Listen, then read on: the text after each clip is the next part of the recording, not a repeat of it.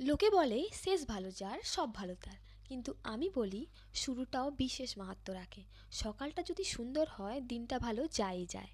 কিন্তু আমাকে তো এই কনকনে ঠান্ডায় কাঁপতে কাঁপতে ভোর 5টায় উঠতে হচ্ছে। মর্নিং গুড হবে কি করে? স্বপ্ন পূরণ তো দূরে থাক, ঘুমই পূরণ হচ্ছে না। হাই, আমি মিমি। আমার এই অগোছালো জীবনকে গোছানোর আজকে প্রথম ধাপ।